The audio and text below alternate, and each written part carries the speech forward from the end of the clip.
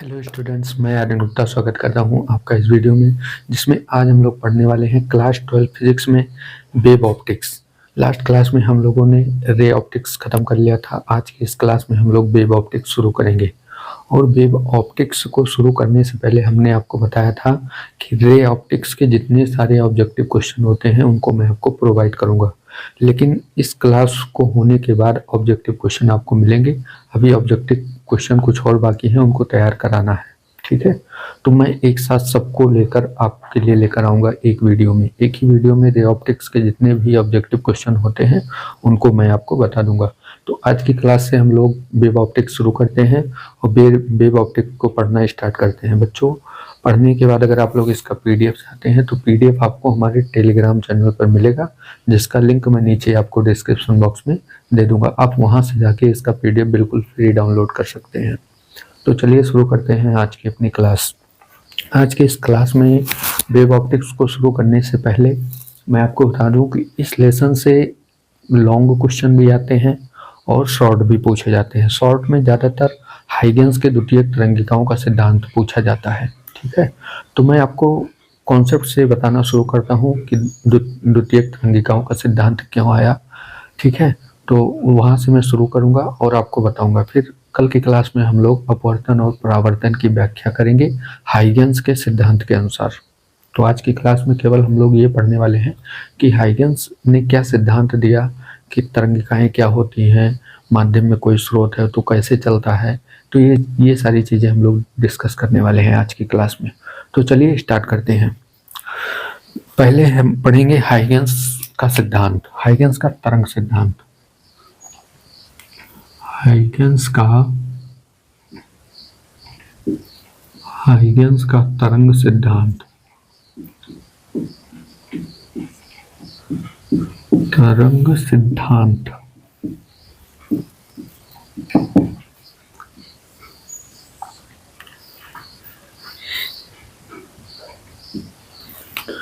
तो हाइगेंस ने पहला सिद्धांत, हाइगेंस ने निम्नलिखित सिद्धांत दिए थे। ठीक है, आप लोग ऐसे लिख लेना कि पहली बात तो इनके बारे में जान लीजिए। ये एक डच साइंटिस्ट थे, यानी डच वैज्ञानिक थे। यहाँ पर मैं लिख दे रहा हूँ, ये जो है एक डच वैज्ञानिक थे।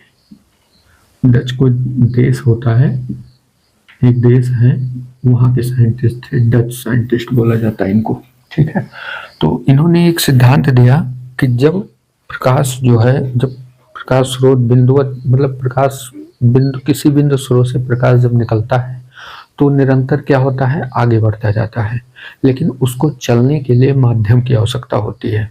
ठीक है, इन्होंने ये माना कि प्रकाश जो होता है वो बिंदुवत स्रोत से निकलकर अनंत दूरी तक चलता है, लेकिन उसको चलने के लिए माध्यम की आवश्यकता होती है।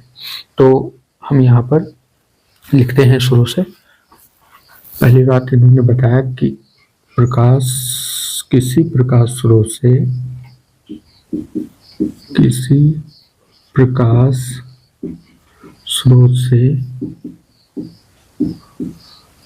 प्रकाश जो है, प्रकाश तरंगों के रूप में चलता है, तरंगों के रूप में चलता है, ठीक। किसी प्रकाश स्रोत से प्रकाश जो है वो तरंगों के रूप में चलता है। दूसरी बात इन्होंने ये माना कि तरंग की जो प्रकृति होती है, प्रकाश के तरंग की प्रकृति,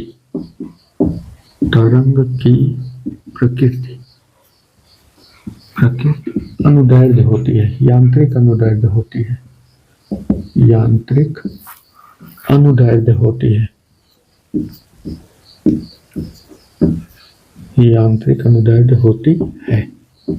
उसका नेचर जो होता है वो कैसे होता है, मैकेनिकल लॉन्गिट्यूडनल होता है। ठीक है, अनुदैर्ध्य को क्या बोलते हैं, लॉन्गिट्यूडनल बोलते हैं। तो मैकेनिकल लॉन्गिट्यूडनल होता है। तीसरी बात, प्रकाश को चलने के लिए, तरंगों को चलने के लिए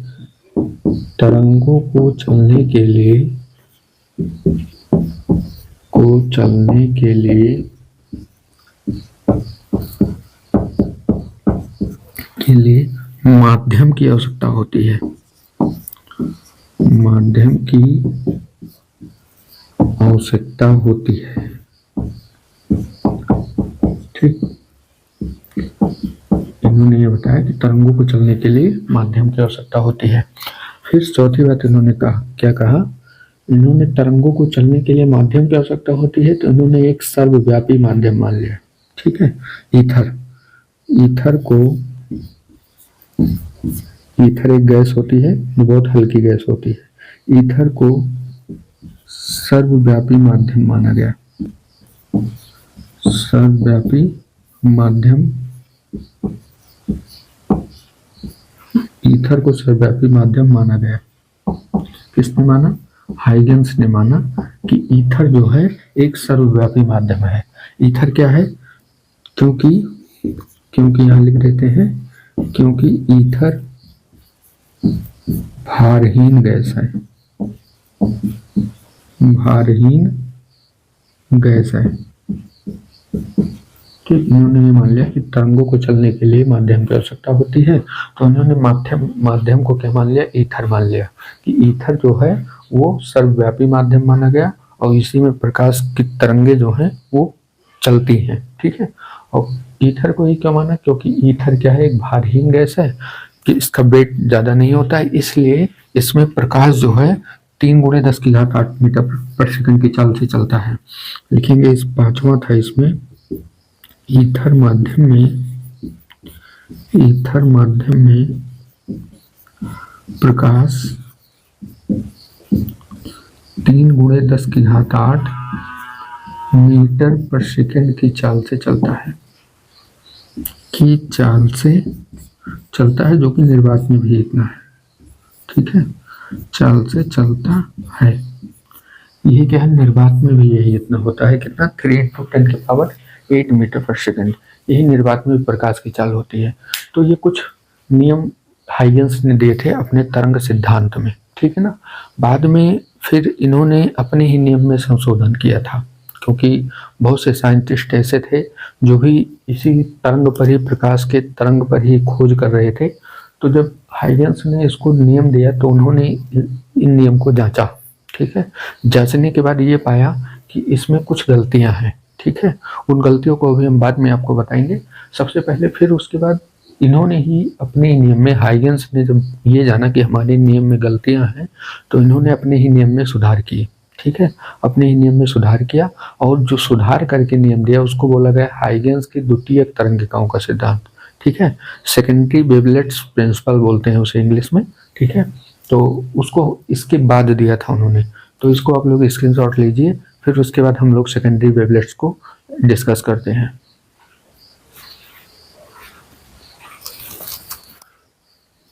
चलिए देखते हैं द्वितीयक तरंगिकाओं का सिद्धांत। तो किसी माध्यम में प्रकाश को चलने के लिए, प्रकाश के संचरण के लिए हाइगेंस ने एक सिद्धांत दिया जिसे द्वितीयक तरंगिकाओं का सिद्धांत कहा जाता है। ठीक है ना, इतना आप लोग पहले लिख लीजिएगा। ठीक, उसके बाद जो है मैं यहाँ पर इसका स्क्रीनशॉट लगा दूंगा कि हमें लिखना क्या क्या है। बाकी मैं केवल आपको नियम समझा दे रहा हूँ। ठीक है, नियम क्या था उनका उसको मैं समझा दूंगा। बाकी इस हाइगेंस के द्वितीयक तरंगिकाओं के सिद्धांत में क्या क्या लिखना है इसको मैं यहाँ पर आपको स्क्रीनशॉट में लगा दूंगा। आप लोग आराम से इसको देख लीजिएगा। ठीक है ना, जिससे आपको बेहतर समझ में आएगा, क्योंकि लिखने में ज़्यादा टाइम जाता है, तो इसलिए मैं बगल स्क्रीनशॉट में इसको लगा दूंगा। अब जो है हाइगेंस ने ये कहा कि जब किसी स्रोत से प्रकाश तरंगें निकलती हैं, तो स्रोत जो, जैसे मान लीजिए यहाँ पर एक सोर्स है, यहाँ पर देखिए, यहाँ पर ये सोर्स है, इसको हम एक सोर्स मान लेते हैं। ये है सोर्स, लाइट सोर्स है। ठीक, जब किसी प्रकाश स्रोत से प्रकाश तरंगें निकलती हैं तो वो सभी दिशाओं में चलती हैं। ये इस दिशा में भी जाएगी, इधर भी जाएगी और इधर भी जाएगी। ठीक, प्रकाश स्रोत से अब यहाँ से ये प्रकाश की तरंगिकाएं निकल रही हैं। ठीक है, किसी स्रोत से प्रकाश की तरंगिकाएं निकल रही हैं। अब ये जो है इनको चलने के लिए माध्यम की आवश्यकता होती है, तो इन्होंने क्या कहा, यहाँ पे ईथर माध्यम है। ठीक है, और प्रकाश जो है तरंगों के रूप में चलती हैं। ठीक, तो यहाँ पर यही चीज़ को मानकर हम इसका डेरिवेशन यहाँ पे कर रहे हैं। इसमें जो लिखना रहेगा वो आपके स्क्रीन में बगल में आ जाएगा, ठीक है। तो इन्होंने ये बताया कि जब किसी स्रोत से प्रकाश तरंगों के रूप में उत्सर्जित होता है तो स्रोत के चारों ओर माध्यम के कण क्या करते हैं, कंपन करने लगते हैं, ठीक है। अब देखिए यहाँ से प्रकाश किरणें जब निकलेंगी तो यहाँ जो माध्यम के कण हैं, जो भी माध्यम है इनके पास यहाँ पर, चाहे वायु है या ईथर है, कुछ भी ले लिया गया था इन्होंने, तो इस माध्यम के जो कण होते हैं वो क्या करने लगते हैं, कंपन करने लगते हैं, ठीक है। और कंपन करते हैं तो उनसे एक क्या बनता है, एक पृष्ठ बनता है। अगर माध्यम के कण जैसे यहाँ पर तरंगे जा रही हैं तो ये जो छोटे छोटे माध्यम के कण हैं, ऐसे ऐसे माध्यम के बहुत सारे कण हैं ऐसे, ठीक है। आप लोगों ने भी देखा होगा, जैसे यहाँ पर वायु मीडियम है, अगर यहाँ पर कोई अभी प्रकाश पुंज डाला जाए तो आपको छोटे छोटे कण दिखाई देंगे। आप लोगों ने देखा होगा अपने कमरे में, जैसे सूर्य की प्रकाश की किरणें किसी झरोखे से आती हैं तो उन झरोखों में जो प्रकाश आता है उनमें हमें छोटे छोटे कण दिखाई देते हैं, जो कि हम अपने ऐसे खुली आंखों से नहीं देख सकते हैं। उसके लिए अधिक प्रकाश की आवश्यकता होती है। तो जब किसी पुंज से प्रकाश निकलता है तो उस पुंज के मार्ग में हमें छोटे छोटे कण दिखाई देते हैं। तो सेम वैसे ही यहाँ पर छोटे छोटे कण होते हैं, लेकिन ये हमें दिखाना नहीं है। तो किसी समय ये कण जो होते हैं, जैसे प्रकाश की स्रोत निकली तो छोटे छोटे कई कण हैं, तो ये कण किसी समय कंपन की समान कला में होते हैं, ऐसे कंपन की समान कला में होते हैं। और जिस कला में है वहां पर हमने एक ऐसा पृष्ठ खींच दिया, इसी पृष्ठ को बोला जाता है तरंगाग्र। इस पृष्ठ को क्या बोलते हैं, तरंगाग्र, वेव फ्रंट्स इसको इंग्लिश में कहते हैं, वेव फ्रंट्स, ठीक। ये है वेव फ्रंट्स। तो इस वेव फ्रंट्स पर माध्यम के जो कण हैं वो कंपन की समान कला में होते हैं। कोई भी वेव फ्रंट्स अगर खींचा गया तो उस समय खींचा जाता है जब उस पर स्थित सभी माध्यम के कण कंपन की समान कला में होते हैं। इस पर स्थित माध्यम के कण जो हैं वो कंपन की समान कला में होते हैं। मान लेते हैं इतने हैं। अब जो यहाँ से प्रकाश चल रहा है, ये प्रकाश ऐसे जा रहा है, ये v वेग से, v यानी 3 × 10⁸ मीटर पर सेकंड, v नहीं c मानिए इसको, c बराबर 3 × 10⁸ मीटर पर सेकंड की चाल से आगे बढ़ रहा है, ठीक है ना। तो यहाँ पर ये जो पृष्ठ है ये क्या है, तरंगाग्र है। तरंगाग्र क्या होता है, किसी माध्यम में या हम ये कहें किसी माध्यम में खींचा गया वह काल्पनिक पृष्ठ, ये काल्पनिक पृष्ठ होता है, वास्तव में खींचा नहीं जाता है, ठीक है ना। लेकिन ये इसको हम कल्पना करके मान लेते हैं कि एक पृष्ठ बन गया यहाँ पर, और वो पृष्ठ क्या कर रहा है, इस पर माध्यम के जो कण स्थित हैं वो कंपन की समान कला में होते हैं, क्योंकि जब प्रकाश चलता है तो माध्यम के कण कंपन करने लगते हैं। कला क्या होता है, कला को हम इंग्लिश में बोलते हैं फेज।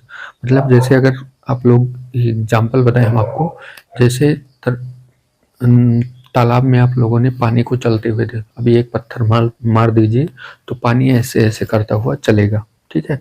अब एक ही लहरें थोड़ी ना होती, बहुत सारी लहरें होती हैं, वो ऐसे ऐसे करती हुई चलती हैं।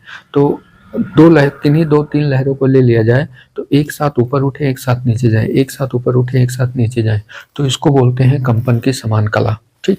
अब जैसे एक साथ ऊपर गई फिर नीचे गई, तो ऊपर जब आई तो वहां पर जो पृष्ठ खींचा गया वो कहलाता है तरंगाग्र। इसकी डेफिनेशन यहाँ साइड में आ जाएगी कि माध्यम में वह पृष्ठ जिस पर स्थित सभी माध्यम के कण जो होते हैं वो समान कला में होते हैं, ठीक। माध्यम के कण जो होते हैं वो समान कला में होते हैं, तो ये क्या कहलाते हैं, तरंगाग्र कहलाते हैं। अब देखिए प्रकाश c चाल से आगे बढ़ रहा है, यानी 3 × 10⁸ मीटर पर सेकंड की चाल से आगे बढ़ रहा है। तो हम मान लेते हैं ये t समय में यहाँ पर एक पहुंचकर क्या बनाया, एक इनवलॉप बनाया। तो चाल बराबर होता है दूरी बटा समय। अगर हम ये निकालें कि कितनी दूरी तय किया, तो दूरी बराबर होता है, हम यहाँ पर लिखेंगे दूरी बराबर होता है चाल गुणे समय। दूरी बराबर होता है चाल गुणे समय, ठीक। तो किस चाल से प्रकाश आगे बढ़ रहा है, c चाल से आगे बढ़ रहा है। कितने समय में यहाँ पहुंचा, t समय में पहुंचा, ठीक। तो उसके द्वारा चली गई दूरी कितना होगी, डिस्टेंस जो होगी उसके द्वारा वो होगी ct। ये कितनी दूरी होगी, ct। तो ct दूरी का हम क्या करते हैं अपने गोला प्रकाश में गोला प्रकार में सीटी दूरी का चाप लेकर एक ऐसे पृष्ठ खींच देते हैं, एक चाप लगा देते हैं। जैसे मान लीजिए यहाँ पर ये सीटी दूरी लेकर, ये जो दूरी है ये क्या है, सीटी है। सीटी दूरी लेकर एक हम क्या लगा देंगे, चाप लगा देंगे। यहाँ से भी सीटी दूरी लेकर एक चाप लगा देंगे, ठीक। उसके बाद जो है दूरी सीटी है, ठीक। यहाँ से भी सीटी दूरी लेकर एक चाप लगाएंगे, ये सीटी दूरी है। ऐसे सब जगह जो है सीटी दूरी का लेकर एक चाप खींच देते हैं, ठीक है। आप लोग गोला प्रकार से खींचेगा, हम आपको समझा दे रहे हैं ऐसे, ठीक। ये सीटी दूरी का यहाँ भी एक चाप खींच लेते हैं। फिर उसके बाद इन चाप को खींचने के बाद आप चाहें तो इनको ऐसे चाप खींचिए या पूरा ऐसे गोला बना दीजिए, ठीक है। पूरा गोला भी बना देंगे तो चलेगा, ठीक। तो यहाँ पर क्या करते हैं, ऐसे हम पूरा गोला भी बना देते हैं। ऐसे देखिए, यहाँ से ये पूरा ऐसे गोला बन जाता है, ठीक है। ये भी ऐसे गोला बना दीजिए। दोनों गोले एक दूसरे को टच ना करें, इस तरीके से बनाइए कि गोले एक दूसरे को टच ना करने पाए। यहाँ पर इसको हम लोग छोटा बना देते हैं। गोला पूरी तरीके से नहीं बनेगा, लेकिन आप लोग कोशिश कीजिएगा गोला प्रकार से बना दीजिए इसको। ये ऐसे छोटा छोटा गोला बना दीजिए कि एक दूसरे को टच ना करे ये, ठीक। तो ये गोला एक खींच ले। इस पृष्ठ को थोड़ा और बड़ा कर देते हैं, ये, ठीक है। इसी चाप पर ही ये क्या बना है, गोला बना है, ठीक। ये ऐसे ये चाप है, इसी चाप पर ये क्या बना है, गोला बना है, जिसकी दूरी कितना है, सीटी है। मान लेते हैं कि ये गोला बन गया, ठीक। अब उसके बाद जो इनका चाप का ये पृष्ठ है, ये ऊंचा वाला पृष्ठ, इसको स्पर्श करता हुआ हम एक तरंगाग्र और खींचते हैं। इनको स्पर्श करता हुआ एक तरंगाग्र और खींचते हैं, ऐसे एक तरंगाग्र और खींचते हैं। ये तरंगाग्र क्या प्रदर्शित करता है, अभी हम आपको बताते हैं। ये ऐसे स्पर्श करता हुआ एक तरंगाग्र हमने और खींच लिया आगे की ओर, ठीक है। इस गोले को स्पर्श करता हुआ, इस गोले को स्पर्श करता हुआ एक नया तरंगाग्र खींच लिया, ये है नया तरंगाग्र।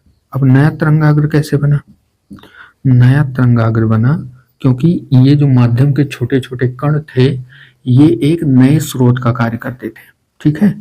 ये किसका कार्य करते थे, जैसे यहाँ पर एक सोर्स था हमारा लाइट सोर्स, तो प्रकाश की किरणें यहाँ से चली माध्यम में, तो माध्यम के कण, सभी कण क्या करने लगे, कंपन करने लगे। किसी समय ये देखा गया कि सभी कंपन करते हुए कण समान कला में है, तो समान कला में है तो यहाँ पर एक क्या बना लिया गया, वेव फ्रंट बना लिया गया, तरंगाग्र। अब उसके बाद इस वेव फ्रंट तक की दूरी जो थी वो क्या थी, सीटी दूरी थी, ठीक है। क्योंकि प्रकाश सी चाल से चल रहा है और यहाँ से यहाँ तक जाने में समय कितना लगा, टी समय लगा। तो सीटी दूरी का एक चाप लेकर हमने गोला प्रकार में इन सभी बिंदुओं पर एक गोला बना दिया, या हम कहें एक चाप लगा दिया। और उसके बाद इस गोले को स्पर्श करता हुआ एक पृष्ठ खींचे, तो इस पृष्ठ ने किसको प्रदर्शित किया, एक नए तरंगाग्र को प्रदर्शित किया। ये पृष्ठ यह दिखाता है कि इन सभी बिंदुओं से द्वितीयक तरंगिकाएं निकल रही हैं, और द्वितीयक तरंगिकाएं भी उसी चाल से आगे बढ़ती हैं जिस चाल से ये प्रकाश की किरणें यहाँ से निकल रही थी, ठीक है ना। इतना समझ में आया, यही है आपका द्वितीयक तरंगिकाओं का सिद्धांत। उसके बाद इसको हम पीछे भी खींच सकते हैं यहाँ भी, लेकिन हाइगेंस ने अपने सिद्धांत में इस पीछे वाले तरंगाग्र को मान्यता नहीं दी, ठीक है। इन्होंने कहा कि ये पीछे वाला एनवलप, इसको हिंदी में बोलते हैं एनवलप, एनवेलप, ठीक है। थोड़ा अटपटा वर्ड है, एनवेलप बोलते हैं इसे, ठीक है। तो पीछे भी होता है, आगे भी होता है, ऐसे ऐसे करता हुआ ये आगे बढ़ता है। अब यहाँ पर जो माध्यम के कण होंगे, अब देखिए एक जो नया तरंगाग्र बना है, इस पर जो माध्यम के कण होंगे वो भी एक नए स्रोत का कार्य करेंगे, ठीक है। और यहाँ से भी द्वितीयक तरंगिकाएं निकलेंगी, ऐसे ऐसे पृष्ठ खींचता हुआ चला जाएगा। फिर एक स्थिति ऐसी आएगी, आप लोग देखिए यहाँ तरंगाग्र क्या है, गोलीय है। धीरे धीरे जैसे दूरी बढ़ती जाएगी वैसे वैसे तरंगाग्र क्या हो जाता है, समतल हो जाता है, यानी एक सीधी ऐसे तरंग चलती है, एक सीधा पृष्ठ खींचते। हम ये कहें तरंगाग्र जब प्रकाश अधिक दूर तक चलता है तो उसका तरंगाग्र जो है वो कैसा हो जाता है, समतल हो जाता है। अब इस पर माध्यम के जो कण हैं, यहाँ पर भी मान लेते हैं सी चाल से आगे बढ़, प्रकाश की चाल सी चाल से चल रही है और टी समय में वही चीज जो दूरी यहाँ लिए थे वही दूरी यहाँ लेकर भी हम क्या करते हैं, एक इन्वेलप बना लेते हैं।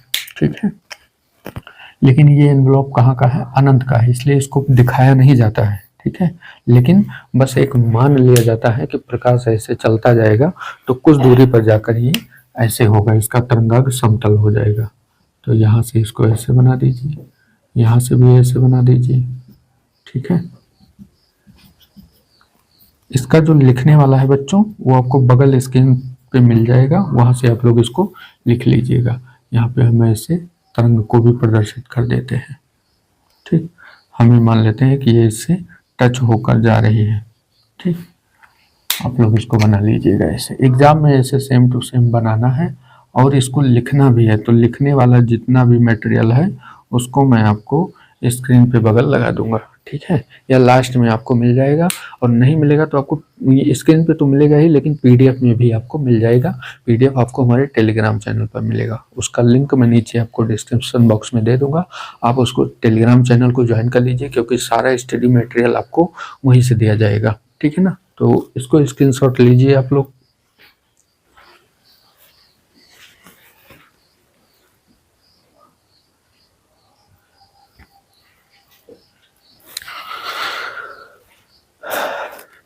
फिगर बच्चों जैसे बना है ऐसे आपको बनाना है और लिखना है। 3 नंबर में अधिकतर बार ये क्वेश्चन पूछा गया है कि हाइगेंस के द्वितीयक तरंगिकाओं का सिद्धांत। अब इसकी सफलताओं विफलताओं को हम आपको अगली क्लास में बताएंगे। सफलता ये थी, ऐसे बता दे रहे हैं, उसका भी स्क्रीनशॉट मैं यहाँ पे लगा दूंगा। कुल मिला के आज की इसी क्लास में ये 3 नंबर क्वेश्चन हम कंप्लीट कर देंगे आपका। इनकी विफलता ये थी कि इन्होंने जो ये सर्वव्यापी माध्यम ईथर माना था, ये इनका मानना गलत था। पहली बात ये गलती थी। दूसरी क्या गलती थी इनकी, जो प्रकाश की तरंगों को इन्होंने अनुदैर्ध्य मान लिया था, इससे केवल अपवर्तन और परावर्तन की व्याख्या हो पाई बस। ठीक है, और बाकी जो इसके गुण मतलब इसकी क्रियाएं हैं उनकी व्याख्या नहीं हो सकी, जैसे व्यतिकरण हो गया, ध्रुवण हो गया वगैरह वगैरह, इन सब की व्याख्या नहीं हो पाई, केवल अपवर्तन और परावर्तन की व्याख्या हो पाई। तो इसलिए इनके तरंगिकाओं के तरंग वाला जो सिद्धांत था उसको इन्होंने गलत मान लिया था। ठीक है, गलत साबित कर दिया। तो बाद में हाइगेंस ने अपने ये सुधार करके ये नियम दिया। ठीक है, द्वितीयक तरंगिकाओं का सिद्धांत, जिसे हम सेकेंडरी वेवलेट प्रिंसिपल कहते हैं। ठीक है, उसके बाद सफलताएं क्या थी, अब इनके नियम से व्यतिकरण, विवर्तन, ध्रुवण, इन सब की व्याख्या की जा सकी। ठीक है ना, और ध्रुवण की भी व्याख्या कर दी, मतलब प्रकाश को इन्होंने ही अनुप्रस्थ माना था बाद में। ठीक है, पहले अनुदैर्ध्य माना था, उसके बाद फिर अनुप्रस्थ माना था सुधार करके। ठीक है, तो इनकी सफलताएं और विफलताएं भी मैं आपको स्क्रीन पर लगा दूंगा, आप लोग उसको देख लीजिएगा। और बाकी सारी चीजें आपको पीडीएफ में एकदम लाइन टू लाइन कैसे लिखना है, कैसे क्या करना है, फिगर तो हमने यहाँ आपको बना के समझा दिया, ऐसे ही आपको एग्जाम में बना देना है। 3 नंबर में क्वेश्चन कई बार पूछा गया है, इंपॉर्टेंट है, इसलिए बच्चों हमने आपको बता दिया। बाकी इसके आगे की क्लास में हम लोग कल के क्लास में पढ़ेंगे हाइगेंस के द्वितीयक तरंगिकाओं के सिद्धांत के द्वारा परावर्तन और अपवर्तन की व्याख्या। बहुत ही इंपॉर्टेंट टॉपिक है, कई बार एग्जाम में पूछा गया है, तो आप लोग क्लास को बिल्कुल मिस मत कीजिए। बच्चों, मैंने स्टार्टिंग में भी आपको बता दिया था कि मैं जो भी कुछ आपको पढ़ा रहा हूँ सारे अनसॉल्व से निकाल कर ही पढ़ा रहा हूँ। तो बहुत ही इंपॉर्टेंट क्लास चल रही है। ये जो फिजिक्स का बजरंग बाण की प्लेलिस्ट है, ये अपने आप में एक समझ लीजिए आपको 95 के अब मार्क्स दिलाने के लिए ही तैयार हो रही है। तो आप लोग मेहनत से पढ़िए, और अभी तक अगर आप लोगों ने चैनल को सब्सक्राइब नहीं किया तो चैनल को सब्सक्राइब कर लीजिए। बाकी वीडियो पसंद आई हो तो वीडियो को लाइक ज़रूर कीजिएगा, और एक प्यारा सा कमेंट कर दीजिएगा कि आपको वीडियो कैसी लगी। ठीक है, मिलते हैं कल की क्लास में, तब तक आप लोग पढ़ाई करते रहिए, मस्त रहिए। जय हिंद, वंदे मातरम।